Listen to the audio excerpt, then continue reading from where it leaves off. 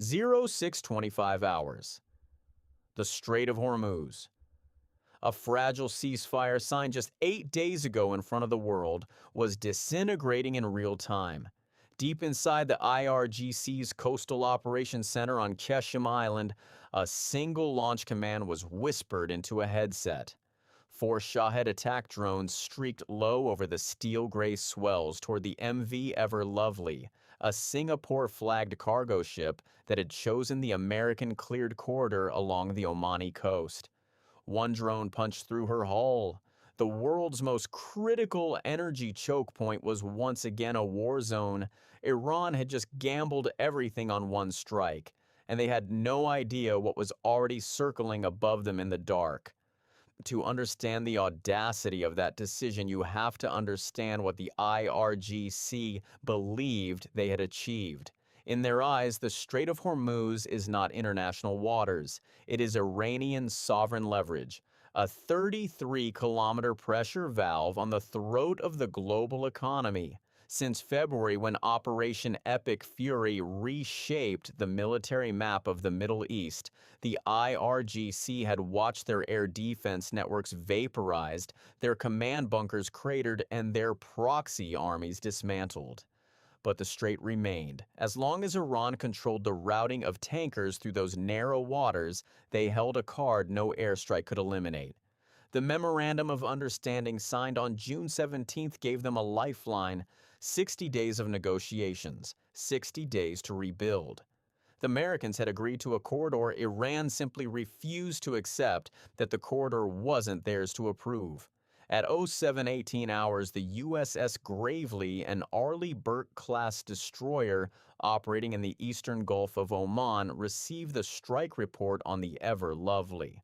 The crew moved to combat stations without changing speed. No evasive maneuvers, no public declarations. The Spy 6 array was already painting the Iranian coastline in full resolution, cross-referencing against preloaded target packages from Friday's intelligence sweep.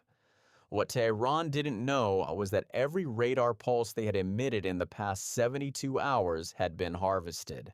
The EA-18G Growlers from the USS Theodore Roosevelt weren't just flying combat air patrol. They were conducting a silent forensic audit of Iran's entire coastal kill chain, recording the precise electronic fingerprint of every drone launcher, every radar dish, every communications relay buried in the limestone cliffs of Sarik. By 0800 hours, U.S. Central Command had already transmitted the strike authorization package to the theater commander. The target list was not improvised. It had been built over weeks of patient signals collection. Missile storage coordinates, drone maintenance hangars, the exact latitude and longitude of the coastal surveillance nodes that guided Iran's anti-shipping campaign. The Americans weren't reacting. They were executing a pre-constructed surgical map that Iran's own radar emissions had drawn for them. At 0923 hours, the first wave of strikes landed. Iranian missile and drone storage facilities along the southern coast erupted in synchronized detonations. Coastal radar installations that had been tracking the Ever Lovely's approach went dark in sequence, each one eliminated before its operators could transmit a warning to the next.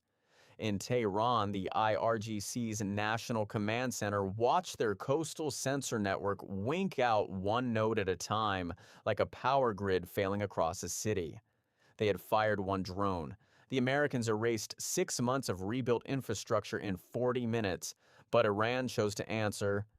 At 0430 the following morning, a single attack drone struck the Panama flag tanker Kiku, carrying over 2 million barrels of Qatari crude through the same corridor. The IRGC issued a statement calling the American corridor unauthorized. Washington gave no warning this time. The second strike package was already airborne. U.S. aircraft eliminated Iranian surveillance infrastructure, communication systems, air defense sites, additional drone storage facilities, and mine-laying capabilities. Bahrain simultaneously reported Iranian drones over its territory. a desperate lateral escalation designed to widen the pressure front and force American attention to split. It failed. CENTCOM absorbed the provocation and stayed on target. Here is what the IRGC commanders in their hardened bunkers are only now calculating. Every time they activate a sensor, fire a drone, or energize a radar system, they are not threatening the American fleet. They are completing the target package for the next strike. The U.S. has spent 4 months cataloging every electronic mission along Iran's coastline. What looks like Iranian aggression in the Strait is, from the Pentagon's perspective, intelligence generation. Iran pulls the trigger. America reads the muzzle flash, triangulates the shooter, and files the coordinates. President Trump called it a foolish violation. Vice President Vance said violence would be met with violence. But inside CENTCOM's operations center, the tone was colder than that. This was not anger, this was confirmation. The ceasefire wasn't broken by accident. Tehran's hardliners chose to test the agreement within 8 days of signing it, betting that American domestic politics and the World Cup, the midterms, would dull Washington's appetite for continued confrontation. They miscalculated the one variable that doesn't appear in any intelligence brief: the response time of a military that already has the bombs in the air before the order is given. By nightfall on June 27th, commercial tanker traffic through the American-cleared Omani corridor had not stopped. The VLCCs kept moving. Saudi crude kept loading at Ras Tanura.